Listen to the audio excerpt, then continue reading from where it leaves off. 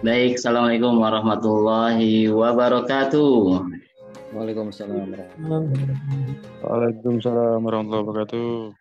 Alhamdulillah kita pada pagi hari ini bisa bertemu. Kita cek dulu ya dari mana saja yang sudah hadir ini. 32 peserta. Kita sebelum masuk kita sapa dulu peserta-peserta yang sudah hadir. Dari mana saja boleh diketikkan di kolom chat. Ada Mbak atau Mas nih ya. Dari Lampung hadir, kemudian Kebumen hadir, Bogor gasken, ini Kang Ageng ya. Kemudian dari Balikpapan, Pulau Mas, Banten, Cengkareng, nah, ini Mas Gigih ini ya hadir.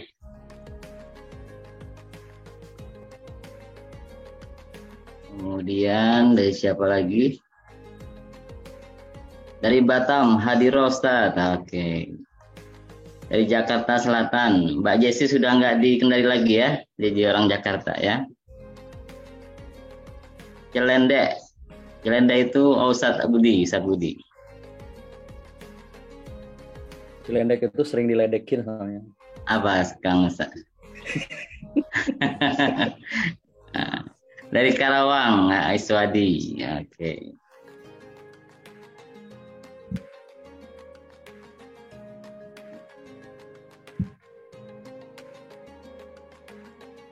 Dari Mataram, Lombok, NTB hadir. Saya tunggu 1 menit lagi lah ya, teman-teman semuanya.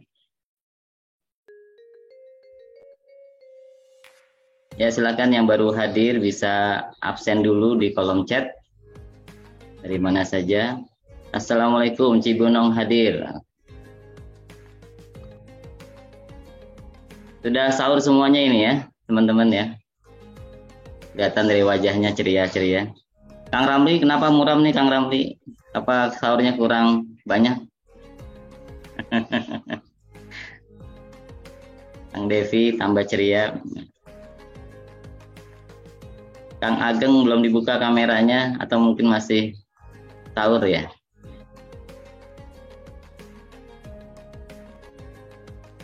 Kalau di Medan katanya sih baru subuh ya. Jadi Sukabumi, Bekasi, Bogor, Bogor oke. Silakan buat teman-teman yang sudah hadir bisa menyampaikan ke teman-teman yang lain melalui atau dakwah ataupun teman-teman yang sudah mendapatkan link bisa menyebarkan link sanlat kita ya, dalam kesempatan pagi yang insya Allah diberkahi Allah Subhanahu Wa Taala ini bisa disampaikan ke teman-teman yang lain baik itu di grup ataupun bisa di Japri. Mudah-mudahan 1 jam ke depan dalam agenda kita ini bisa membawa keberkahan baik kita semua.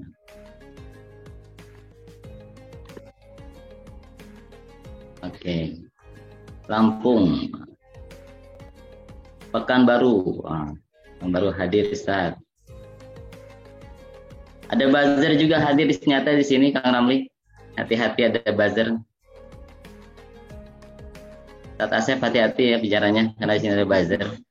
Apa tuh? Ini pesertanya buzzer.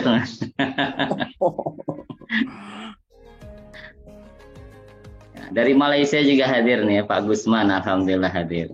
Pak Gusman sekarang udah di Pekanbaru. Oh di Pekanbaru sudah, Pekanbaru.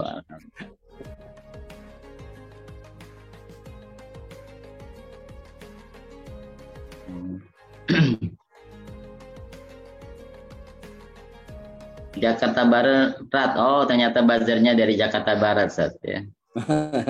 Jangan-jangan teman saya ini ya. Baik, sudah pukul 5.22 ya. Kita bisa mulai.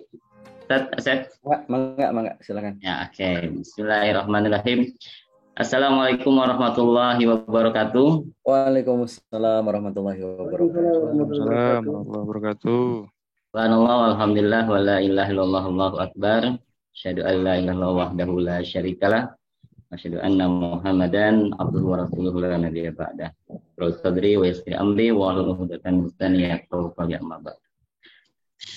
Teman-teman semua, pada guru kami Ustadz Asep Supriyatna, Kang Ramli, Kang Devi, Ustadz Budi, dan guru-guru kami yang lain, fasilitator Art of Dakwah, para peserta yang sudah hadir dalam kesempatan pagi yang insya Allah diberkahi Allah Subhanahu wa Ta'ala. Puji syukur kita panjatkan kepada Allah Subhanahu wa Ta'ala. Salam semoga selalu tercurah kepada junjungan kita Nabi besar Muhammad sallallahu alaihi wasallam. Tidak ada kata yang paling layak kita haturkan sampai dengan pagi hari ini, yaitu adalah kalimat syukur alhamdulillah. Karena sejak 2 bulan yang lalu dalam doa-doa kita minta diberkahi di bulan Rajab, di bulan Sya'ban, dan akhirnya kita minta disampaikan di bulan Ramadan.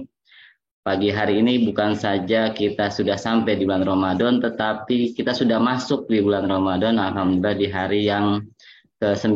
Ya, insya Allah tidak ada yang berbeda ya di tahun ini ya. Mudah-mudahan juga nanti lebarannya bisa bareng juga ya. Begitu ya Kang Lamri ya. Lebarannya bisa bareng sehingga nanti tahun bisa. Tahun ini Pak Satria katanya lebaran udah bukan lagi bulan Ramadan. Oh gitu ya. Iya, bulan Idul Fitri. Sabar. Oke. Ya, jadi sekali lagi bahwa rasa syukur kita kepada Allah Subhanahu wa Ta'ala telah masuk di bulan Ramadan ini. Mari sama-sama kita memaksimalkan Ramadan kita kali ini. Alhamdulillah guru kita beserta tim Art of Dakwah telah memfasilitasi sebuah agenda yang insya Allah penuh dengan keberkahan, yang dikemas dengan judul Empowering Ramadan ya. Ini bahasa Jerman ini Kang Asep ya. Bahasa Bogornya apa ini ya? Pemberdayaan atau memberdayakan Ramadan ya. Yang insya Allah akan diisi oleh guru kita ya, untuk hari perdana ini, pertemuan perdana oleh guru kita Ustadz Asep Supriyatna. Alhamdulillah beliau sudah ada di tengah-tengah kita. Dan juga akan diisi oleh para fasilitator dari Art of Dakwah ya. Di sini luar biasa guru-guru kita. Dan saya perkenalkan Kang Satria yang merupakan santrinya beliau ya. Alhamdulillah diberikan kesempatan untuk mengantarkan ya guru kita untuk menyampaikan materi yang pertama. Insya Allah agenda kita sampai dengan jam 6:30 ya. Jadi mudah-mudahan nanti ada materi yang bisa disampaikan oleh guru kita ya. Kemudian mudah-mudahan ada sesi tanya jawab, waktunya cukup ya, sehingga benar-benar agenda kita sanlat ya. Kita seperti anak SMP lagi atau SMA lagi nih Kang Asep ya. Mengingat masa lalu gitu ya, jadi merasa lebih muda gitu ya. Ya mudah-mudahan apa yang kita lakukan mendapat ridha Allah Subhanahu wa Ta'ala. Amin ya rabbal alamin ya. Oke, untuk menambah keberkahan, mari sama-sama kita buka acara kita dengan membaca suratul Fatihah. Al-Fatihah. A'udzubillahi minasyaitonirrajim. Bismillahirrahmanirrahim. Alhamdulillahirabbil alamin arrahmanir rahim maliki yaumiddin.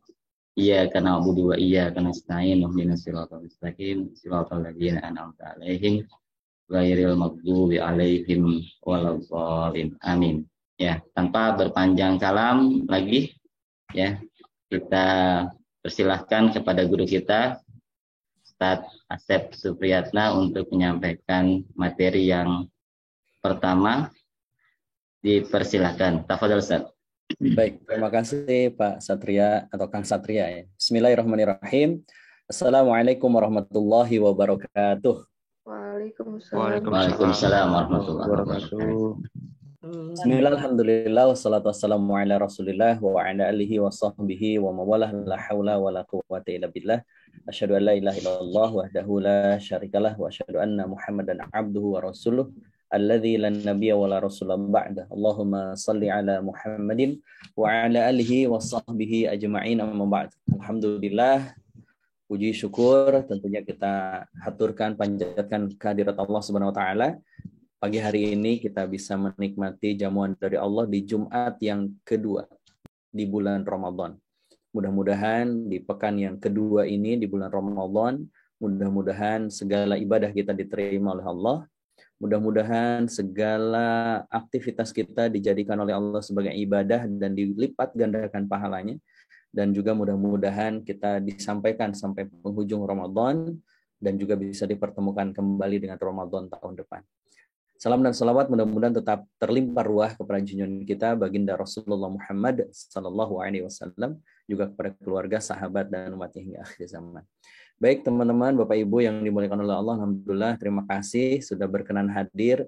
Ini ada guru-guru saya nih, ada Ustadz Budi, ada Ustadz Fikri, ada Gus Hani dari Lampung, ada Mas Mardianto, oke, dan juga teman-teman semuanya. Bil khusus Pak Bapak-bapak dan ibu-ibu para alumni Art of Dakwah yang sudah hadir, terima kasih. Bil khusus juga buat Pak Satria yang sudah berkenan untuk mengawali sesi kita di kesempatan pagi hari ini. Kumaha Dara Ramang sadayana ya teh? Sehat? Alhamdulillah. Oke, Alhamdulillah Ustaz. Sehat. Alhamdulillah. Mudah-mudahan juga semakin sehat juga spiritual kita. Semakin sehat juga isi dompet kita ya. Karena konon ya Ramadan itu adalah bulan dengan perputaran uang terbanyak sepanjang tahun. Nah, itu di Ramadan. Dan alhamdulillah memang betul gitu. Saya juga merasakan betul bagaimana pengeluaran di Ramadan itu begitu luar biasa gitu.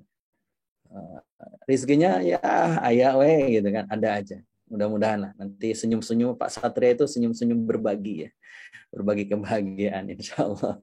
Baik Bapak Ibu teman-teman semuanya, alhamdulillah kita mengawali program Sanlat kita. Nah, karena ini Sanlat, jadi saya ingin tahu nih teman-teman ini pada hadir nggak ini teh? Jangan-jangan hanya join langsung ditinggal tidur gitu kan? Biar bisa memastikan teman-teman tuh hadir ya, aktifkanlah silakan ya videonya ya, biar saya tidak berpraduga tak bersalah gitu kan kepada teman-teman semuanya. Baik, insya Allah tema pertama kita di Sanlat kita Empowering Ramadan, karena memang sesungguhnya Ramadan itu harusnya memberikan kita empower, memberikan kita dorongan, memberikan kita penguat, memberikan kita pelecut untuk menjadi diri kita menjadi lebih baik tentunya. Dan tema kita di Sanlat Art of Dakwah Ramadan 1444 Hijriah ini adalah Empowering Ramadan. Nah, karena saya didaulat oleh Kang Ramli, Kang Devi untuk menyampaikan pertama kali, hari ini kita membawakan topik tentang Empowering Ramadan, Upgrade Your Spiritual Level. Tema kita pertama. Dan mudah-mudahan ini tema bisa, ya bukan hanya buat Bapak Ibu sekalian, sebenarnya tema ini juga buat saya, buat kita, buat saya khususnya. Mudah-mudahan Ramadan tahun ini semakin meningkat level spiritual kita. Amin ya rabbal alamin. Tidak hanya finansial meningkat ya, San Fikri, tapi juga spiritual. Kalau bagi sebahagian pebisnis, Ramadan itu dinanti Pak Satria dan teman-teman. Kenapa? Karena di Ramadan itu omset paling gede gitu, di beberapa lini bisnis. Ya.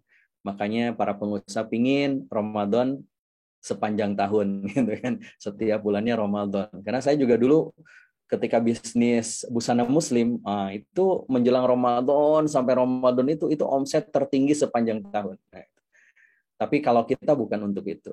Kita berharap Ramadan sepanjang tahun bukan karena finansial, tapi justru karena spiritual.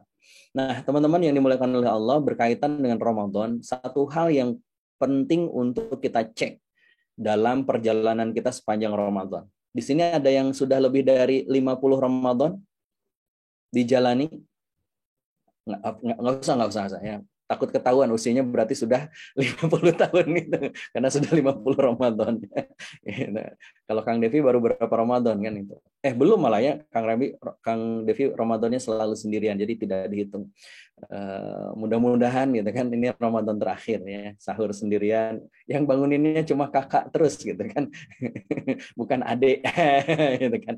Kalau misalkan Ustadz PK kan beda, yang bangunnya ya Dek, makasih Dek gitu. Kalau Devi yang bangunin ya Kak gitu kan. Ya udah bangun nih Kak gitu kan, beda gitu. Beda rasa gitu.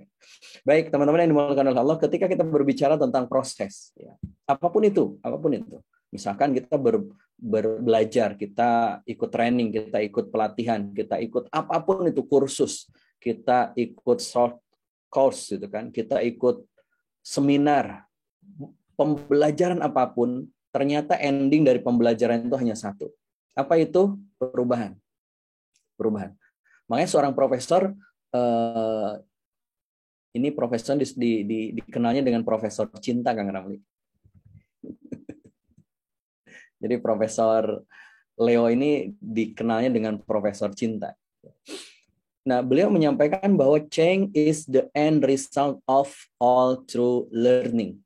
Jadi perubahan itu adalah merupakan hasil akhir dari pembelajaran yang sesungguhnya. Jadi kita belajar apapun, kita berada dalam kondisi seperti apapun, ketika kita ikut sebuah pelatihan, pembelajaran, proses, maka sebenarnya ending hasilnya itu adalah perubahan. Nah, pertanyaannya saya ingin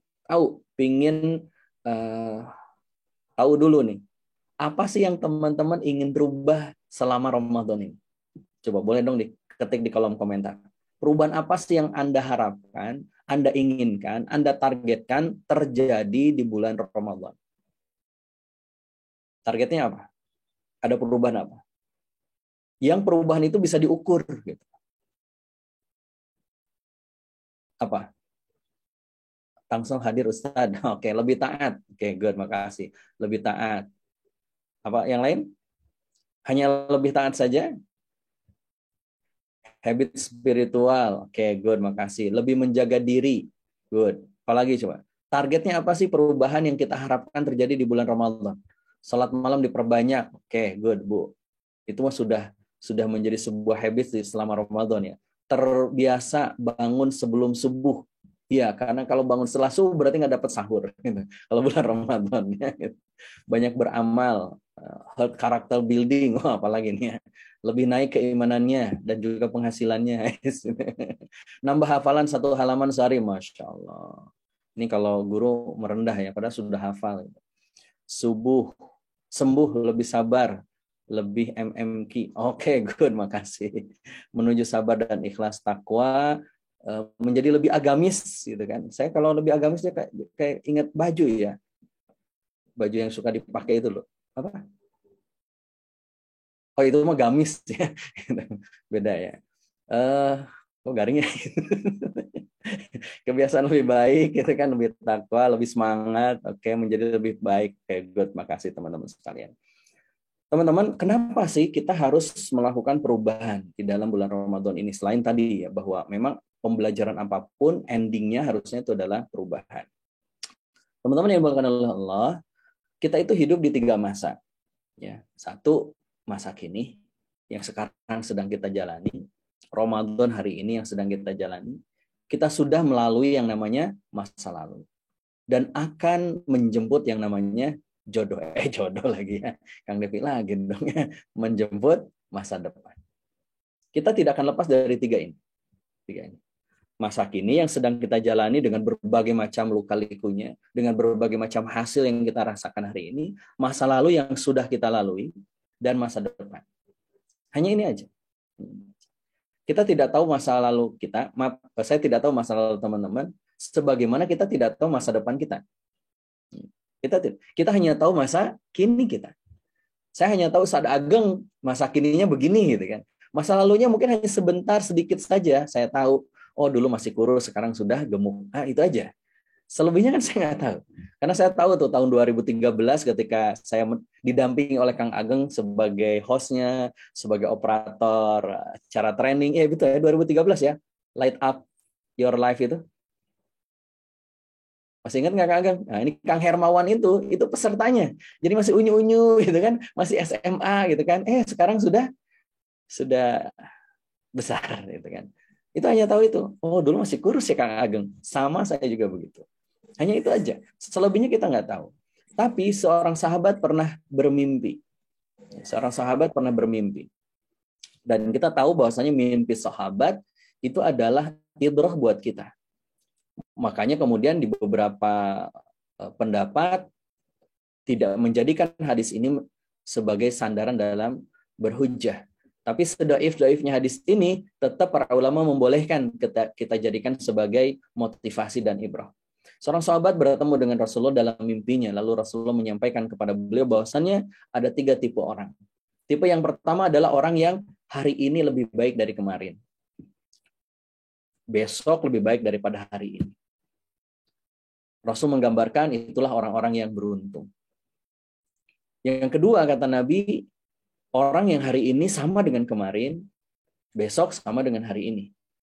Nabi menyebutnya sebagai orang yang rugi. Dan yang ketiga adalah orang yang hari ini lebih buruk dari kemarin, hari esok lebih buruk dari hari ini. Disebut sebagai orang yang celaka. Ketika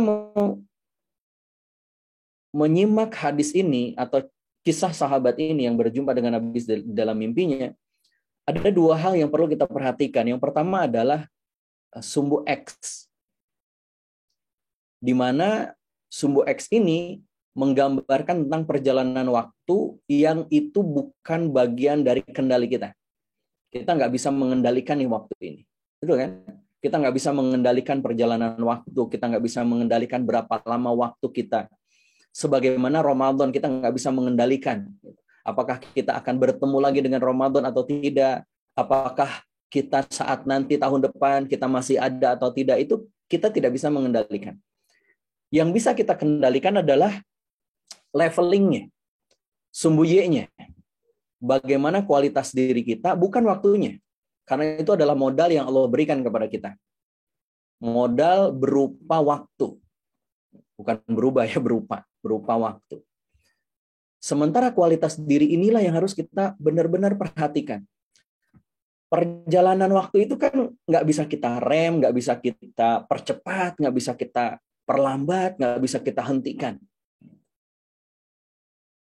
Yang bisa kita desain, yang kita bisa leveling up, yang bisa kita upgrade itu adalah kualitas diri kita. Mau yang celaka, rugi, atau beruntung. Semakin levelingnya naik, setiap hari, setiap bulan, setiap tahun, maka leveling kita berarti semakin beruntung. Maka tadi tuh Ustaz Fikri, targetnya adalah tahun ini, Ramadan tahun ini, nambah hafalan 1 hari 1 halaman. Masya Allah. Berarti kan 1 bulan ada 30 halaman. Berarti sudah lebih dari 1 juz sebulan, Jo. Itu Ustaz Fikri. Saya mah setahun sejuz aja belum tentu beres tuh. Jangankan juz-juz yang lain, juz 30 aja kadang kebolak-balik gitu. Baca surah Atin, ujung-ujungnya wal asri kan itu. Baca surah Al-Kafirun, nggak beres-beres gitu kan. 30 menit gitu, terus aja kapan lakum dinukum waliyadinnya. Gitu. Beruntung tuh, kenapa? Ada pertambahan tuh. Makin nambah takwanya, makin nambah taatnya, makin nambah sedekahnya, makin nambah gitu. Menunjukkan kualitas diri kita. Nah sekarang coba renungkan, kita bayangkan Ramadan tahun lalu dengan Ramadan tahun ini. Kan gitu, masa lalu dengan masa kini. Kira-kira Ramadan tahun ini termasuk yang mana? Yang celaka, yang rugi diri kita itu, atau yang beruntung? Kalau Ramadan tahun lalu kita bisa mengkhatamkan 1 bulan Ramadan itu 1 juz sehari, atau 30 juz dalam setahun, sebulan, atau berarti 30 juz berarti 1 khotam selama 1 bulan Ramadan. Dan tahun ini pun 1 juz sehari, 1 Quran sebulan, termasuk yang mana tuh? Celaka, rugi, atau beruntung? Ya? Rugi. Kenapa rugi? Karena waktunya terus bertambah, ya kan? Ramadannya nambah sama diri kita, Ramadannya bertambah bilangannya dalam hidup kita, tetapi kualitas diri kita nggak nambah. Tahun lalu ada salah satu jamaah saya kan biasanya di grup jamaah umrah tuh nge-share gitu kan. Lalu kemudian nanya, apa nih target Ramadan tahun ini? Ada satu jamaah bilang, Ustaz mohon doanya tahun ini 2 kali khotam. Oke, siap. 1 kali khotam baca Quran, 1 kali khotam baca terjemah Al-Quran. Saya bilang kaget juga ya. Ini target baru loh. Gitu. Coba di antara Bapak Ibu teman-teman semuanya, siapa yang di sini yang sudah khotam terjemah Al-Quran? Kan? Belum kan gitu. Padahal penting nggak sih? Penting kan, kita pengen tahu isinya apa. Padahal Allah mengatakan syahrul Ramadan alladzi unzila fihil Quran hudal linnas. Petunjuk gitu. Gimana jadi petunjuk tuh Al-Quran itu kalau kita nggak ngerti? Saya bilang, ya juga ya, saya pun belum pernah tuh kan mentargetkan baca terjemahnya gitu. Kalaupun saya baca terjemahnya atau tafsirnya, memang yang sedang kita perlukan aja gitu loh. Lagi kita baca ayat ini, saya ingin tahu maknanya baru dibaca. Saya bilang, mantap Bu, jadi inspirasi buat kita. Ya kan? Ada perubahan tuh. Oh, dia beruntung. Tahun lalu hanya khotam baca Qurannya, tahun ini ditambah bukan hanya khotam baca Quran, tapi khotam terjemah Quran. Oh, kalau Ustaz Fikri mah khotam tafsir Ibnu Katsir. Oh. Saya aja belum khotam-khotam saat gitu kan. Punya kitabnya tapi nggak khotam-khotam itu kan. Ada di lemari.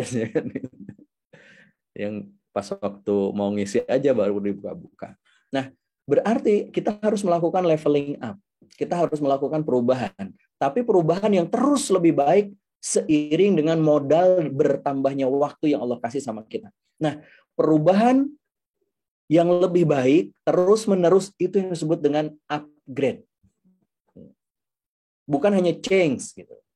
Makanya kalau misalkan Kang Ageng beli handphone selalu tiap hari, tiap bulan, tiap minggu kadang ada upgrade, update. Di upgrade itu berarti kan dari versi yang lama berubah menjadi versi yang lebih baru. Kemarin saya dicandain sama Hilmi kan itu. Bi laptopnya upgrade bi ke M2.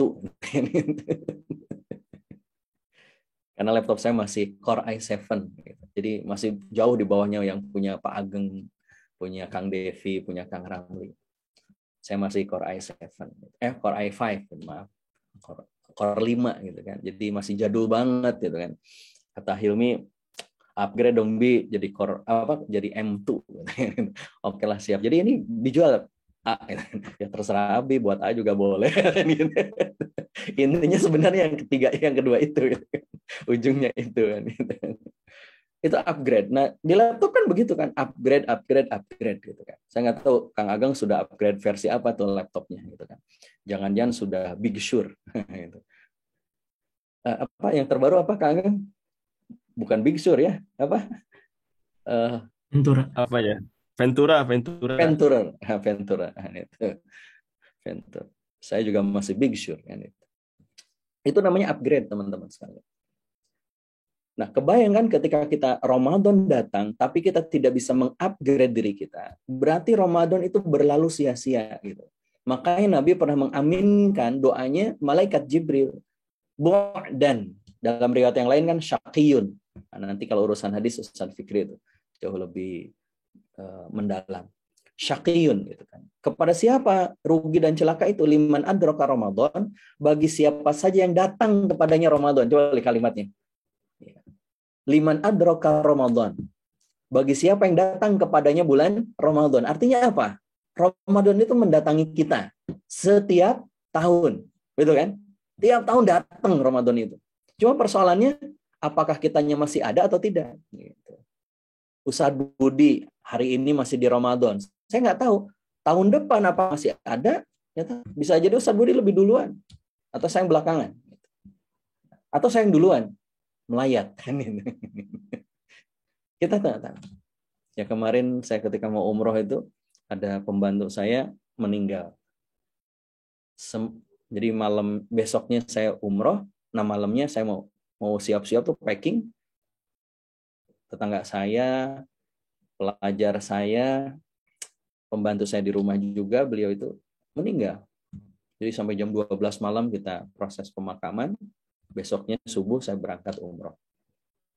Sekarang sudah nggak ada lagi. Padahal tahun lalu beliau yang jagain rumah kalau saya mudik. Seminggu tuh nginep di rumah. Bisa tinggal di rumah ya Kang? Ya, Ustaz, gitu kan. Monggo lah, silahkan dipakai fasilitas yang ada di rumah. Saya gitu kan. Silahkan dipakai, titip, jangan dijual ya, dipakai aja sebenarnya. Ada motor, ada apa, silahkan itu dipakai. Nah, ini kuncinya. Kalau mau beli bensin ini uangnya. Kalau mau masak silahkan gunakan yang ada di kulkas, silahkan. Tapi tolong jangan dijual, itu aja. Sekarang sudah nggak ada. Ramadan hari ini sudah tidak ada.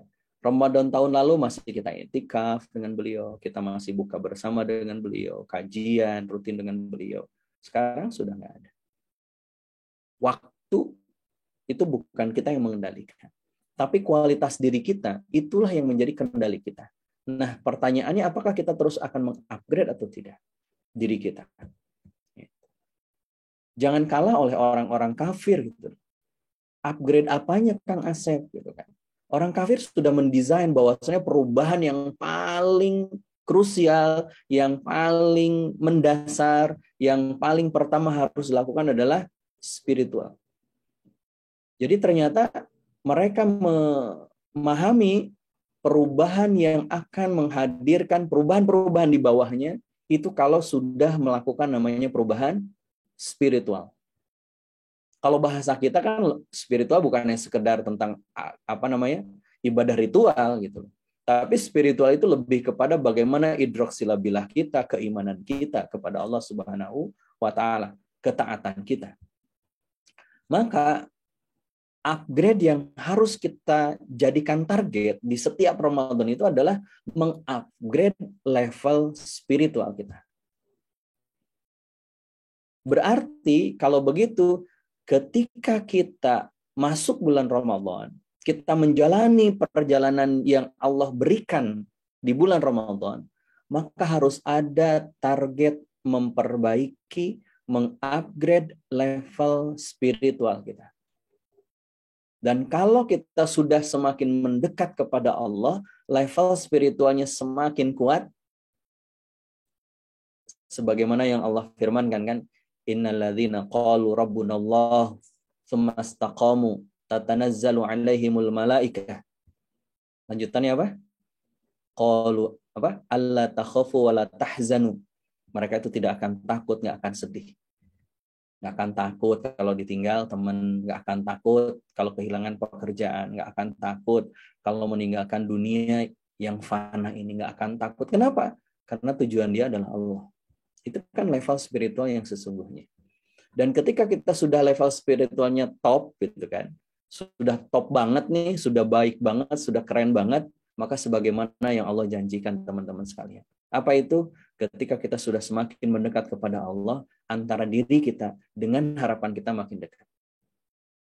Makanya ketika kita semakin mendekat kepada Allah, kita semakin tenang, nggak akan stres itu. Ya mungkin dikit-dikit khawatir, takut ada, manusiawi, tapi nggak akan berlarut-larut. Gitu. Kemarin nih kejadian ya Kang Ramli dan Kang Devi. Coba, saya lagi ngisi training Pak Satria dan teman-teman di sebuah kementerian. Cobalah, sebuah kementerian ngisi training, saya 1 sesi 2 jam. Ini sayangnya Ustaz Budi dan Kang Ageng nggak ikut, gitu kan? Karena nggak dikasih tahu. Kalaupun dikasih tahu, Kang Ageng pasti nggak bisa juga karena jam kerjanya Kang Ageng kan. Jadi percuma saya kasih tahu Kang Ageng, ya sudahlah. Mungkin itu dosa saya gitu kan, nggak ngajak Kang Ageng gitu kan. Dan Ustaz Budi. Jadi saya ngisi di sebuah kementerian, nggak perlu saya ceritakan kementerian apa, takut menjadi inilah. Gitu. Tapi di sebuah kementerian. Saya ngisi training di AKAD itu jam 1 sampai jam 3. Jam 1 sampai jam 3, 1 sesi.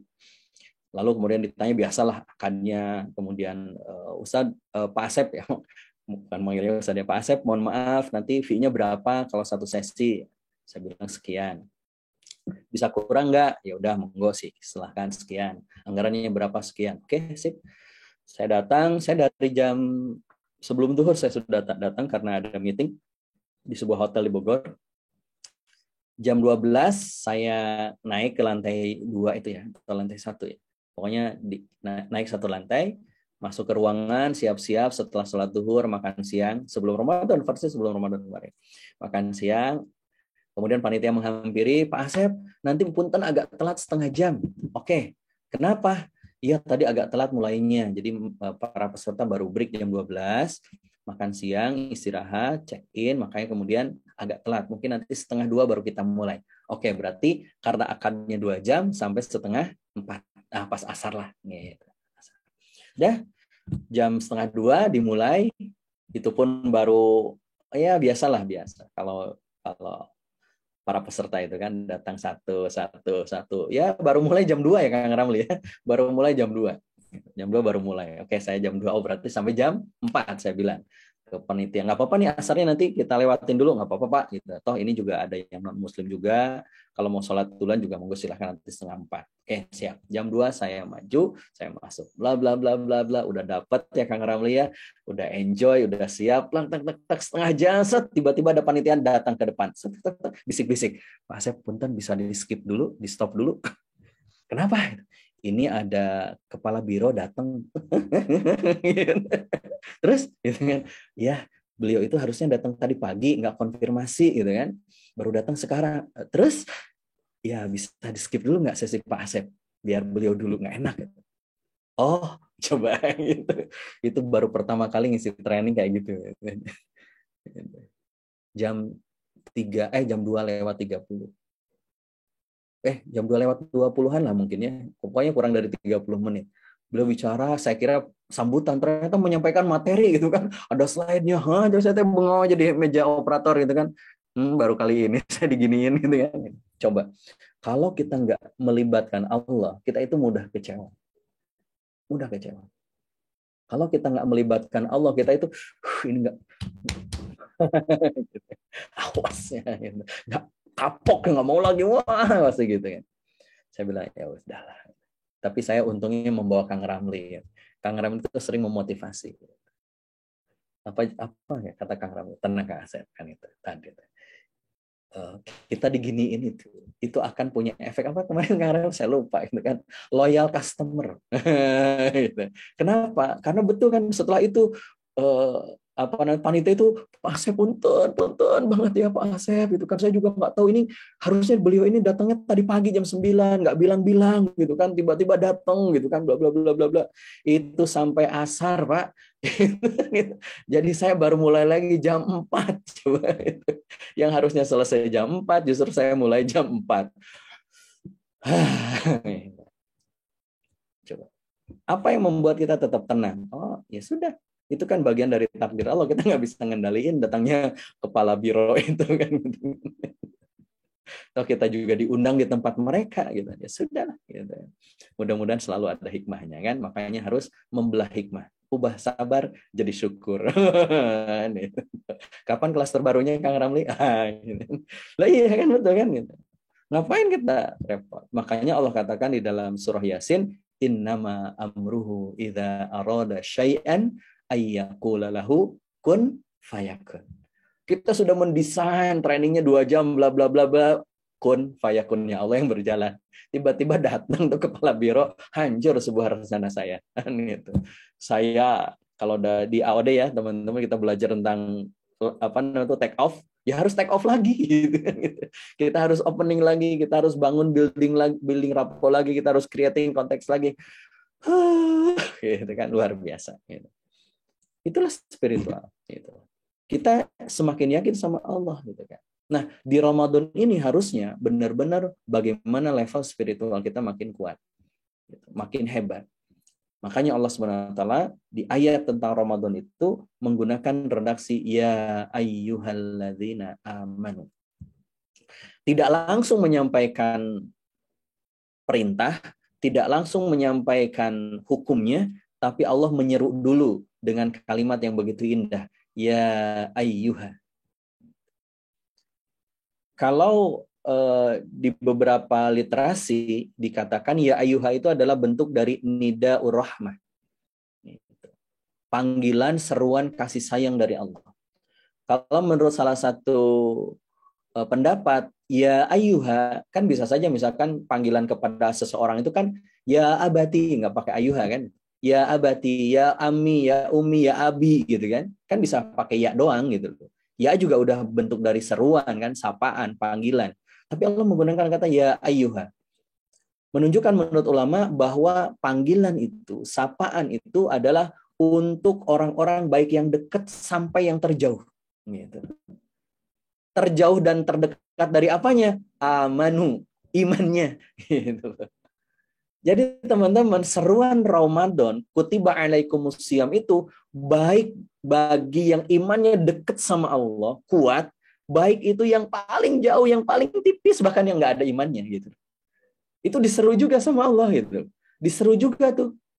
Dari yang paling dekat posisinya sampai yang paling jauh posisinya. Nah, tinggal bagaimana kualitasnya, nah itu menentukan bagaimana kualitas spiritualnya.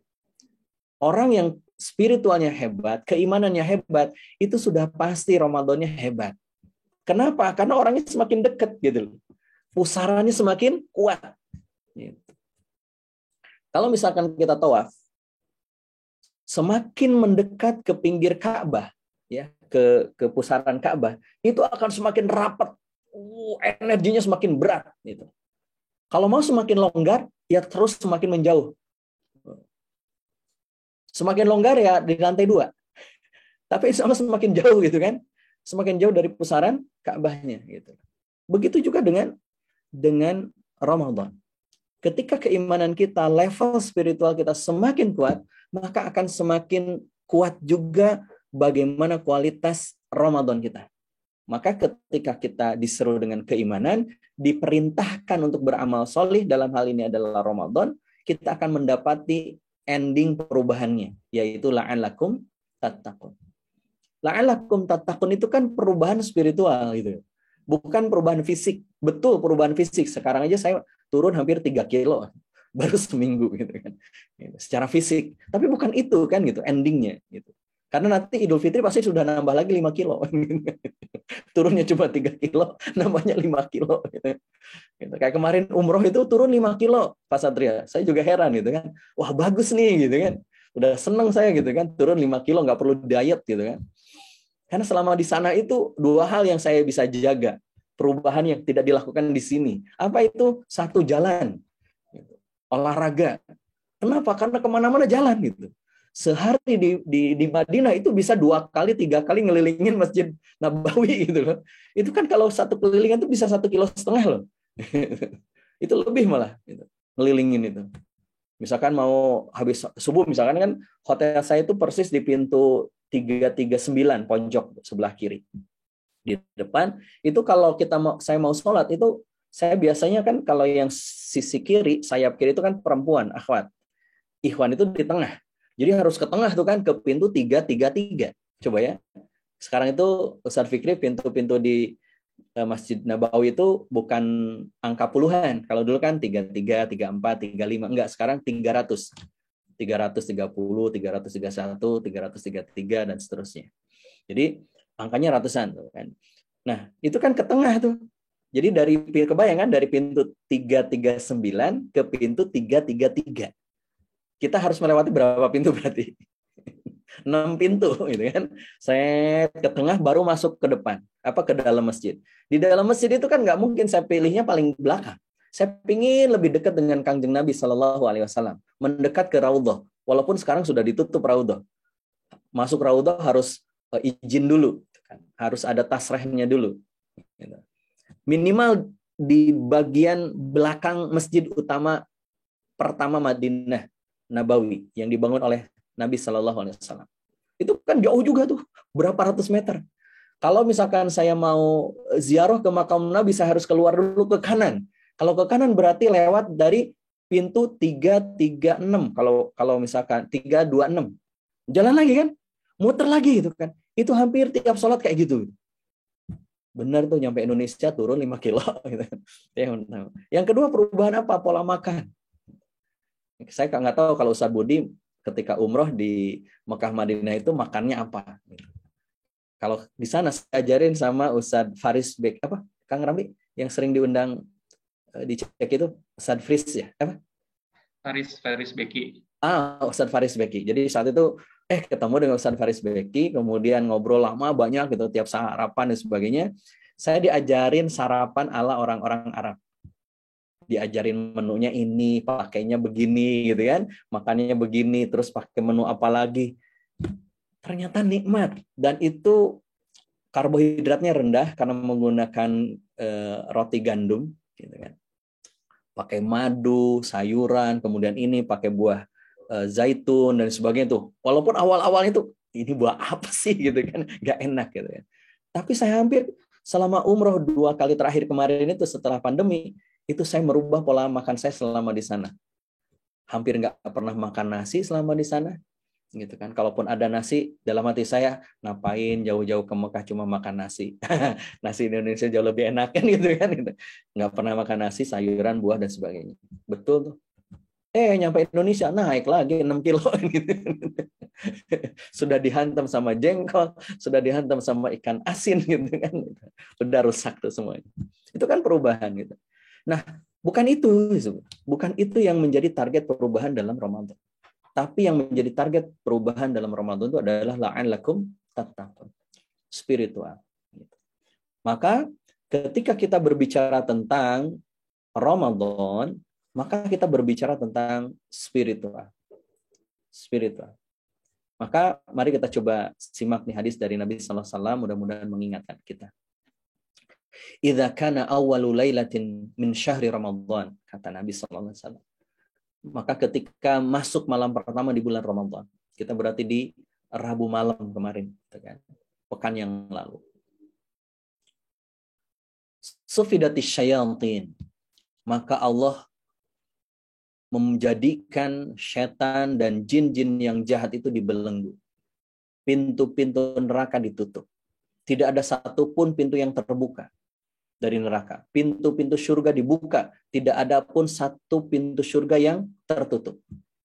Ketika itu ada yang menyeru, wahai yang mengharapkan kebaikan, bersegeralah dalam ketaatan.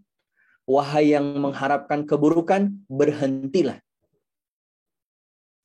Allah memiliki hamba-hamba yang selamat dari api neraka pada setiap malam di bulan Ramadan. Maka mudah-mudahan ini menjadi perubahan yang harus kita targetkan di Ramadan. Makin taat, makin takwa, makin baik. Bahkan Imam An-Nakhai rahimahullahu ta'ala, beliau mengatakan, puasa sehari di bulan Ramadan itu lebih afdal dari 1000 hari lain. Begitupun satu bacaan tasbih. Begitupun juga bacaan Al-Quran tilawah. Begitupun juga dengan sedekah. Itu lebih baik dari 1000 hari yang lain. Bahkan 1 rakaat, kata beliau, di Ramadan itu lebih baik dari 1000 rakaat di bulan yang lain. Jadi rugi kalau kita masuk Ramadan nggak bisa memaksimalkan Ramadan. Itu Masya Allah. Maka yuk kita upgrade level spiritual kita.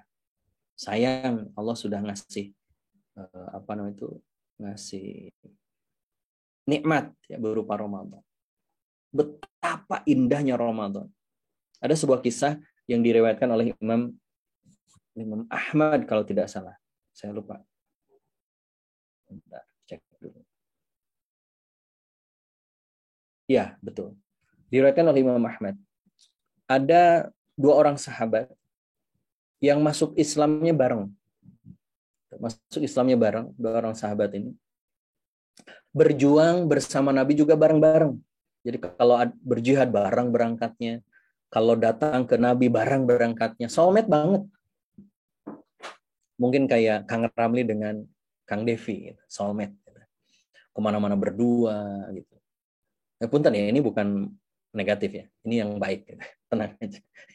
Soulmate banget.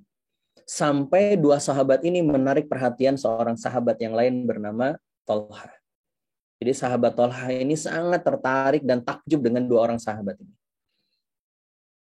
Sampai suatu ketika Dua orang sahabat ini yang ditakjubi oleh Tolhah ini ikut berjihad bersama Nabi Shallallahu Alaihi Wasallam. Dan qadarullah, sahabat yang pertama dari dua sahabat tadi itu gugur di medan jihad. Yang kedua, alhamdulillah tidak selamat. Dia tidak terbunuh di medan jihad. Kok alhamdulillah ya? Terbalik ya. Yang satu tidak. Setahun kemudian, sahabat yang kedua ini sakit. Lalu kemudian meninggal. Setelah mereka berdua meninggal, Tolhah tiba-tiba bermimpi berjumpa dengan dua sahabat ini. Yang Tolhah tidak mengira tempat itu kecuali surga. Jadi Tolhah bermimpi bertemu dengan dua sahabat tadi. Sahabat yang pertama meninggal di medan jihad. Sahabat yang kedua meninggal setahun setelah sahabat yang pertama meninggal. Cuma bukan di medan jihad, bukan sedang berperang, tapi sakit, ya, di rumahnya. Nah, Tolhah melihat mereka berada di pintu surga. Lalu kemudian terdengar seruan. Seruan untuk memasuki surga. Betapa kagetnya Tolhah saat itu. Kenapa? Karena ternyata yang diseru pertama kali bukan yang gugur di medan jihad. Bukan yang gugur saat sedang berjihad fisabilillah. Padahal kita tahu bahwasannya orang yang mati syahid itu levelnya satu tingkat di bawah para nabi dan rasul. Saking mulianya. Mereka yang mati syahid, para syuhada itu masuk surganya tanpa hisab. Tapi ternyata Tolhah kaget. Kenapa? Karena yang dipanggil pertama kali justru adalah orang yang meninggal di rumahnya bukan sedang berjihad. Dipanggil orang yang kedua. Sahabat yang kedua yang meninggal setahun setelah sahabat yang pertama tadi dipanggil masuk surga. Dan jeda antara panggilan pertama ke panggilan kedua itu lama, kata Tolhah. Lama sekali. Lama sekali. Sampai kemudian setelah lama orang yang kedua ini di surga, barulah panggilan kedua diberikan kepada sahabat yang pertama yang gugur di medan jihad. Terbangunlah Tolhah, lalu bertanya-tanya kepada para sahabat, apa makna dari mimpinya itu? Dan kita tahu, seperti tadi saya disampaikan di awal, mimpinya sahabat itu adalah ibrah yang sangat luar biasa buat kita. Sampailah pertanyaan Tolhah itu kepada baginda Nabi Shallallahu Alaihi Wasallam. Wahai Tolhah, apakah engkau merasa heran dengan dua sahabat yang takjubi itu? Iya ya Rasulullah. Dalam bahasa kita kan, ya Rasulullah, kenapa kok yang duluan ini bukan yang ini, kan begitu? Harusnya kan yang jihad, yang mati syahid, yang harusnya lebih dulu masuk surga. Nabi pun menyampaikan hal yang sama. Wahai Tolhah, kenapa orang yang meninggal setahun setelah sahabat yang pertama tadi itu lebih dulu masuk surga? Kamu pengen tahu kan? Iya ya Rasulullah. Kalau bahasa Kang Rami, mau tahu nggak? Mau tahu nggak? Gitu. Ya Rasulullah. Apa jawaban Nabi? Wahai Tolhah, bukankah orang yang pertama masuk surga itu dia meninggal 1 tahun setelah sahabat yang pertama? Iya ya Rasulullah. 1 tahun setelah sahabat yang pertama. Berarti bukankah dia mendapati 1 Ramadan lebih banyak dibandingkan sahabat yang pertama? Tolhah terdiam, Pak. Iya ya Rasulullah. Maksudnya apa? Ternyata di hadapan Allah Subhanahu wa taala 1 Ramadan saja itu bisa mengungguli pahala kecepatan seseorang masuk surga dibandingkan yang mati syahid. Rasulullah bilang, bukankah sahabat yang pertama masuk surga meninggal 1 tahun setelahnya? Iya. Bukankah kalau 1 tahun meninggal setelahnya berarti dia mendapati 1 Ramadan? Iya. Coba. Allahu Akbar. Cuma kadang kan kita mah biasa aja dengan Ramadan. Itu Ramadan sangat luar biasa, Bapak Ibu sekalian. Dan akan dimintai pertanggungjawaban sama Allah dengan Ramadan yang Allah sudah berikan ini. Diapain gitu. Diapain. Kita diberikan waktu oleh Allah sebagaimana yang Nabi sabdakan. akan dimintai pertanggungjawaban di akhir nanti. La tazulu qadama 'abdin yaumal qiyamah, kata Nabi. Kedua kaki seorang hamba itu nggak akan beranjak pada hari kiamat. Hatta yus'ala, sampai ditanya, an umrihi, umurnya, waktunya, Ramadannya. Kita dikasih Ramadan nih 1444 Hijriah. Kita ngapain? Kita berubah lebih baik dengan spiritual kita makin baik atau tidak? Yuk sekarang kita lihat level spiritualnya seperti apa sih, harus kita upgrade. Ada 5 level spiritual yang ada pada diri seorang manusia. 3 saya ambil dari surah Fatir ayat 32. Allah SWT berfirman, "Tsumma awrathnal kitaba alladzina istafaina min ibadina. Faminhum dzalimun linafsihi." Itu level yang pertama. Orang yang beriman, yang dia zalim terhadap diri dia sendiri. Kalau menurut Ibnu Katsir, zalim di sini adalah maksudnya melakukan yang haram, meninggalkan yang wajib. Ada nggak kira-kira Muslim yang hari ini masih meninggalkan yang wajib, melakukan yang haram? Ada?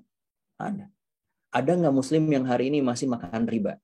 Ada. Ada nggak Muslim hari ini masih membuka aurat? Ada. Ada nggak Muslim yang hari ini masih meninggalkan sholat, puasa, nutup aurat, berzakat, berdakwah? Banyak. Mungkin juga kita. Betul kan? Coba. Betapa banyak kemaksiatan berupa yang haram kita lakukan, yang wajib kita tinggalkan. Urusan sepele aja, urusan kita makan gitu. Saya tuh kemarin kaget ya.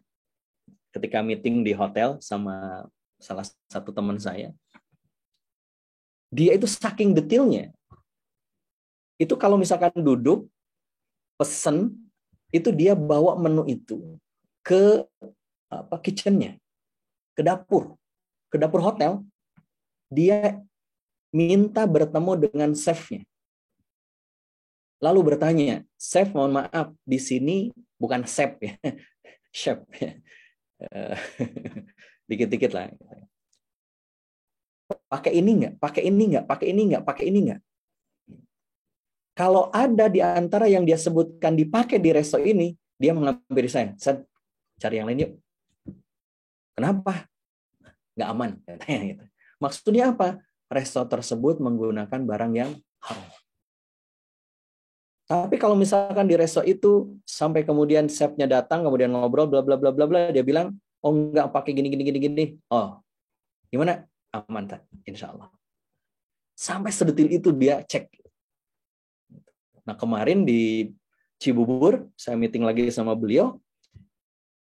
Dia tanya ke restonya, oh ternyata resto itu sudah memiliki sertifikat halal. Dia tanya ke bagian resepsionis, waitersnya, kemudian ke yang bartendernya gitu kan.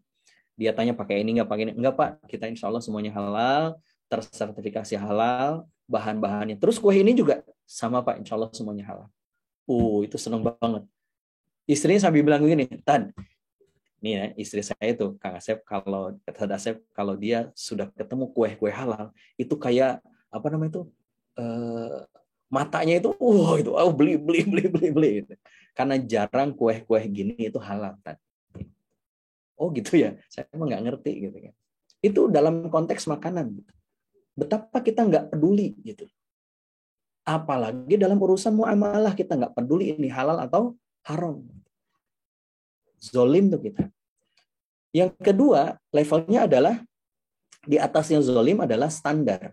Wa minhum muqtasidun. Ini batas aman.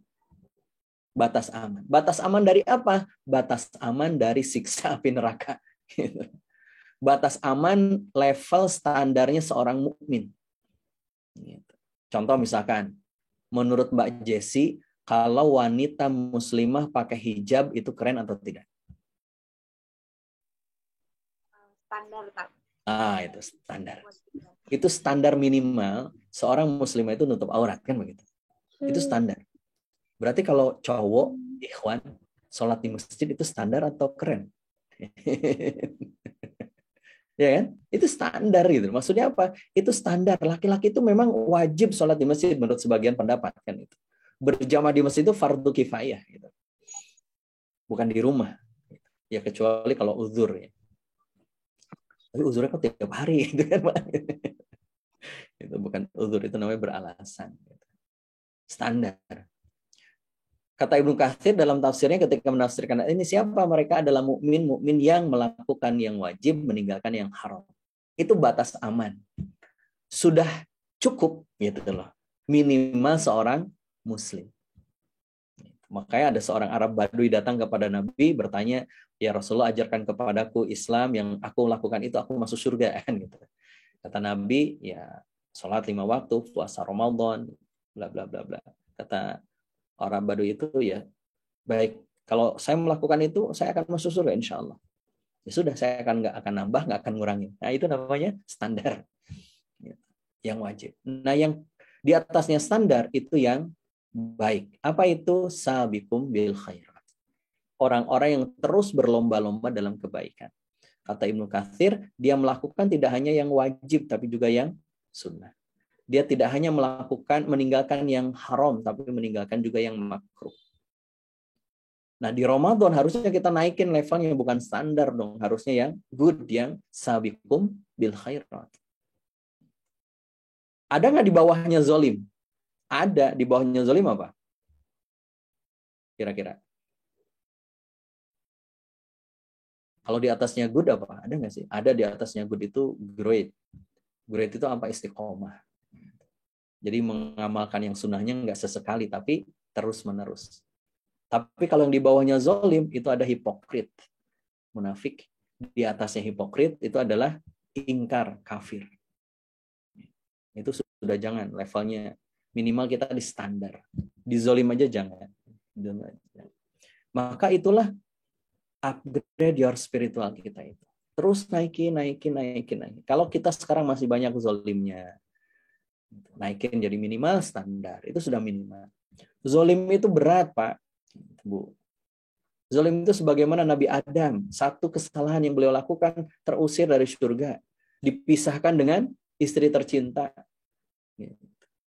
Dijauhkan dengan kenikmatan surga, dijauhkan dengan kenikmatan pasangan. Makanya kata Nabi Adam, iri gitu terhadap umat Nabi Muhammad. Kenapa? Aku, kata Nabi Adam, melakukan satu kesalahan, satu kemaksiatan, diturunkan ke dunia, dikeluarkan dari surga. Tapi umat Nabi Muhammad melakukan dosa kezaliman, bertaubat sama Allah, dimasukkan ke surga. Gitu. Kata Nabi Adam loh dalam sebuah hadis. Aku melakukan satu kemaksiatan, dipisahkan dengan pasangan. Coba kalau misalkan berlaku bagi kita. Jadi setiap ada yang bercerai, baru melakukan kezaliman ya. Dipisahkan, jauhkan dengan pasangannya. Kan begitu. Maka teman-teman semuanya, yuk kita upgrade level spiritual kita. Dan itu perlu persiapan, perubahan itu. Persiapan apa? Yang pertama tentunya persiapan hati. Karena Ramadan itu bukan hanya sekedar tentang bagaimana fisik kita berpuasa, tapi bagaimana hati kita. Kata para ulama, kita nggak bisa mengalahkan para sahabat Nabi dengan puasa. Puasa mereka hebat. Kita nggak bisa mengalahkan para sahabat itu yang agung itu dengan amal-amal solihnya. Susah, berat. Gitu. Tapi kata para ulama, kita bisa mengalahkan mereka itu dari kebersihan hati kita. Jadi hanya itu kesempatan. Yang lain mah berat, coba sedekahnya nggak ada yang bisa mengalahkan sedekahnya Abdurrahman bin Auf gitu kan. Sedekahnya Utsman bin Affan. Puasa nggak ada yang bisa mengalahkan puasanya Abu Darda. Urusan apa? Salat nggak ada yang bisa mengalahkan salatnya Abu Bakar. Berat itu. Nah, hati. Yang kedua, persiapan ilmu. Maka mudah-mudahan dengan Sanlat Audio ini pun ini dalam rangka mempersiapkan ilmu, mudah-mudahan Ramadan ini menjadi Ramadan yang terbaik, empowering Ramadan. Tentunya juga persiapan fisik. Fisik juga harus dilatih. Nggak nyaman kan, Kang Ageng ya, kita sholat tapi asam uratnya lagi kambuh. Gitu. Lutut sakit-sakit, gitu kan. Urat kejepit, gitu kan. Aduh, itu saya pernah mengalami urat kejepit itu nggak bisa ruku, nggak bisa sujud, gitu kan. Sakit. Kemudian persiapan makna. Kenapa? Karena Ramadan ini ibadah fisik, tapi endingnya non fisik. Spiritual itu kan bukan fisik, tapi ibadah Ramadan itu ibadah fisik, menahan lapar, menahan haus, menahan dari makan, menahan dari minum, dan tentunya persiapan rencana.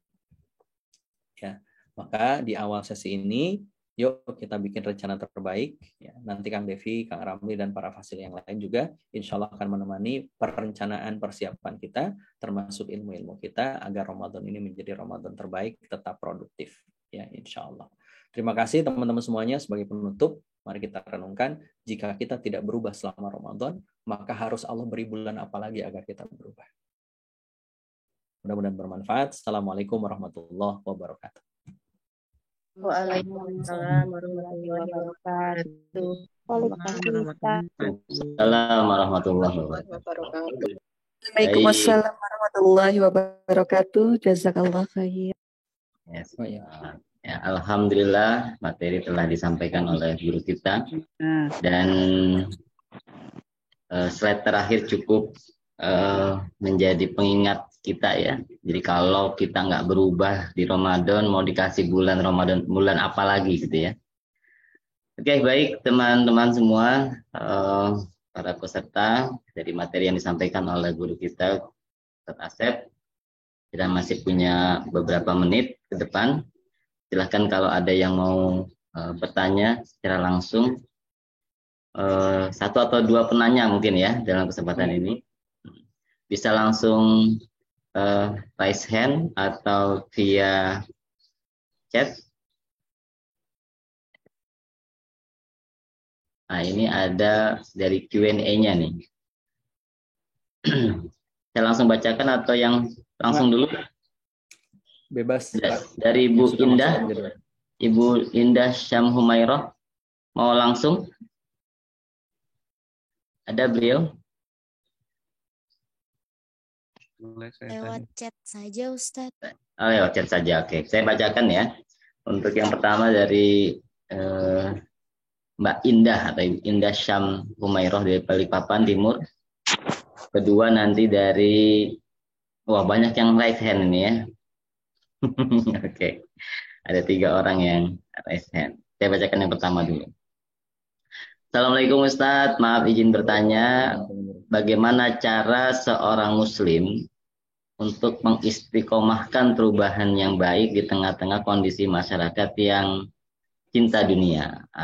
Gitu Kang Ustadz Asep. Ya, yang pertama, cara terbaiknya adalah kita jangan ikut-ikutan cinta dunia dulu. Kadang kita justru mengharapkan perubahan pada orang lain, tapi kitanya nggak berubah. Kalau kita berharap orang lain tidak cinta dunia, ya pertama harus kita lakukan adalah kitanya juga harus terjaga dari cinta dunia itu. Kalau di AOD kan itu yang disebut dengan, ayo di how to keberapa tuh, di seni menata apa tuh? Seni menata harta. Menata diri. Bukan Pak Gus gitu kan. Menata diri ya, jadi teladan dulu, jadi teladan. Itu yang pertama. Yang kedua, ketika kita hidup di era yang sekarang begitu luar biasa, maka apa yang kita lakukan dalam perubahan ini tidak bisa sendirian. Kita harus berjamaah. Nggak bisa sendirian. Kita harus berjamaah. Maka dakwah pun wajib berjamaah. Harus berjamaah. Makanya dalam surah Ali Imran itu kan di beberapa ayat berkaitan dengan bagaimana kita berdakwah secara berjamaah. Nggak bisa sendirian. Nggak kuat.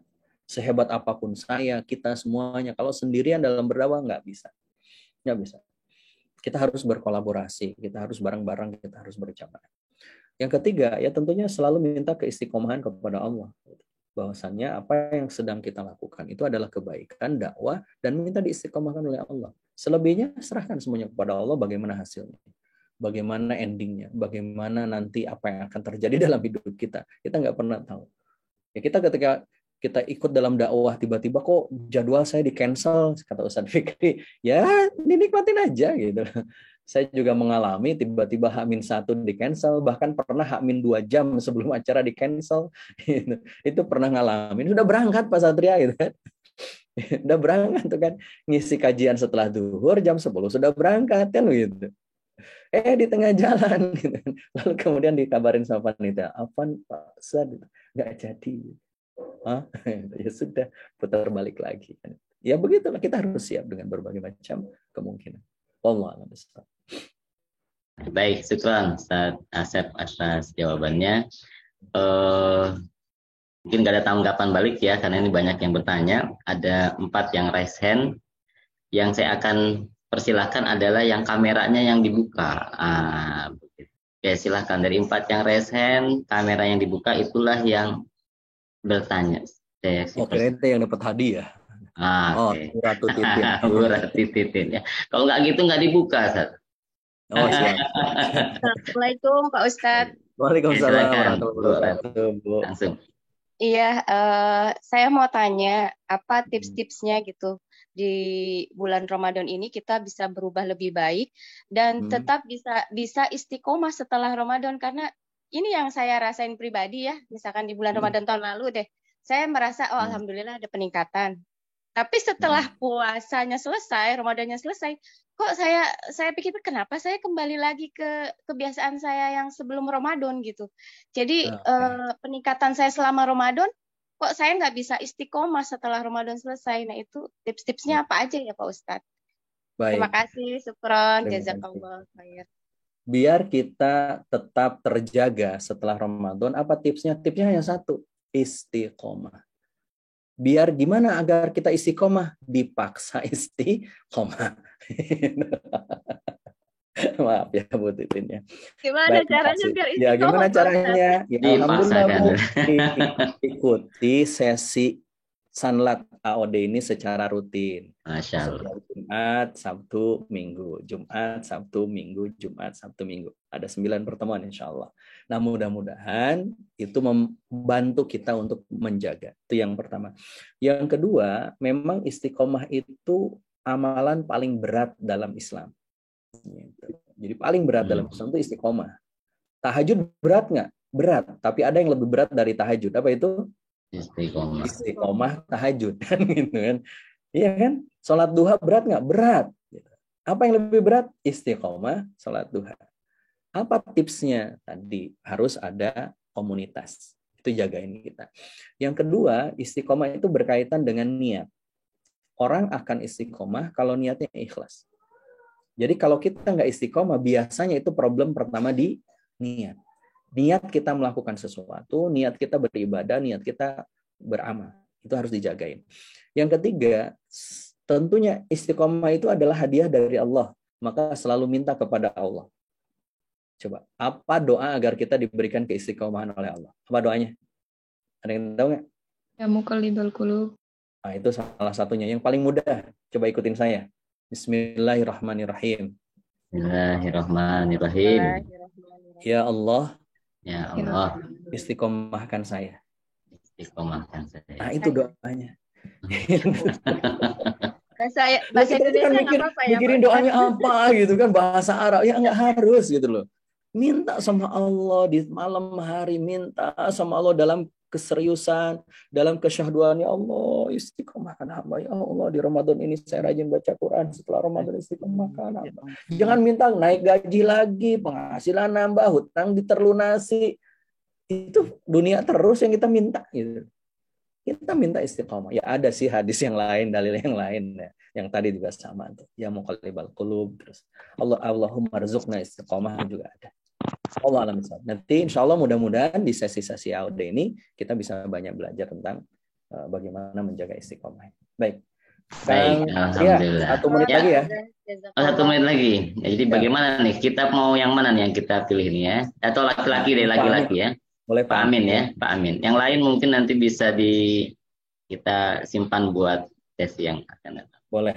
Nanti Kang Devi disimpan aja pertanyaan-pertanyaannya nanti di grup. Nanti mudah-mudahan nanti dibahas di pertemuan besok. Ya. Silakan Pak Amin. Baik, bismillahirrahmanirrahim. Assalamualaikum warahmatullahi wabarakatuh. Langsung saja. Waalaikumsalam warahmatullahi wabarakatuh. Mohon pencerahan dan penguatan terkait perubahan. Kadang-kadang, bukan kadang-kadang, sering sih. Satu momen yang membuat kita terhentak gitu. Oh ya, saya harus berubah. Tapi di perjalanan kadang kan up and down. Pada saat kita sedang down tuh apa yang harus dipegang sehingga kita istiqomah dalam perubahan gitu. Walaupun slide terakhir tadi cukup menghentak bagi saya. Makasih Ustaz. Baik. Apa yang harus dilakukan hanya satu, selalu mendekat sama Allah. Itu aja. Apa yang membuat perubahan kita gagal? Karena kita menjauh dari Allah. Apa yang membuat berhasil dalam perubahan? Selalulah mendekat sama Allah. Termasuk kalau kata seorang ulama, jika hati kita sedang redup, jika hati kita sedang sakit, paksakan melakukan kewajiban. Paksakan tubuh kita melakukan kewajiban. Tapi kalau tubuh kita lagi sehat, hati kita lagi sehat, paksakan tubuh kita melakukan yang sunnah. Jadi hanya itu, dipaksain. Gitu. Karena memang kalau nggak dipaksain, kita nggak jalan-jalan. Gitu.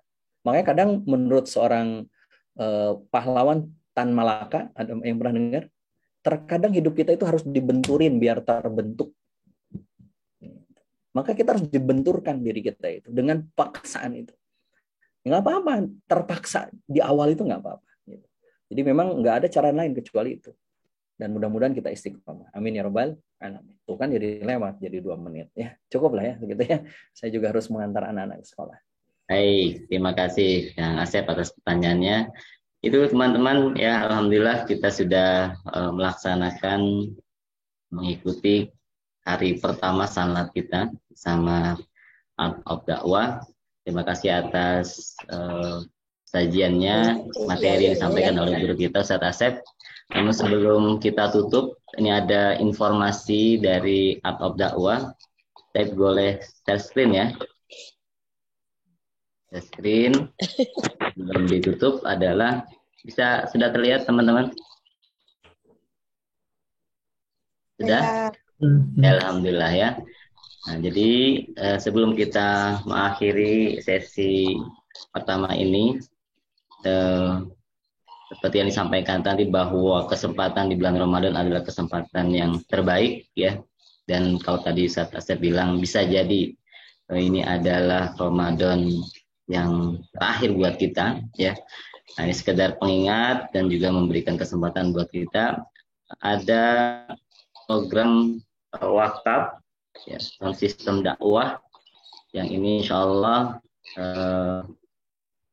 digunakan untuk kebaikan aktivitas dakwah gitu ya. Salah satunya apa? Yang itu adalah sound system.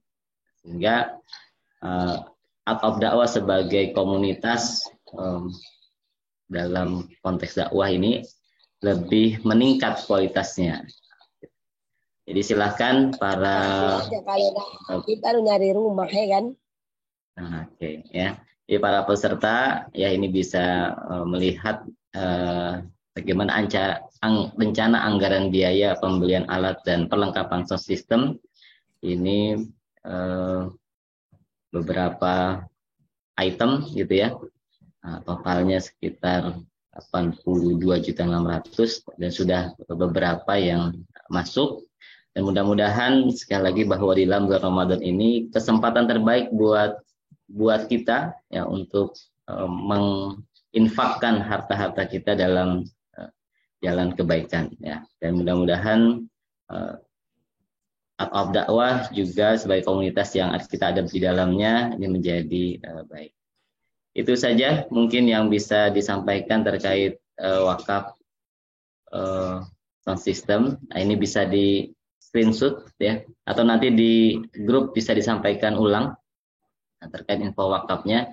Nah, mudah-mudahan sekali lagi dengan ketulusan hati kita menjalankan ibadah puasa di bulan Ramadan dengan penuh khusyuk ya, dan kita memaksimalkan apa yang kita miliki dalam hal konteks harta, kita bisa mewakafkan harta-harta kita dalam kebaikan. Itu saja sebagai informasi akhir. Karena waktu juga yang memisahkan kita, sekali lagi untuk pertanyaan nanti bisa disimpan dan nanti selalu dibahas ya Kang Asep ya via grup.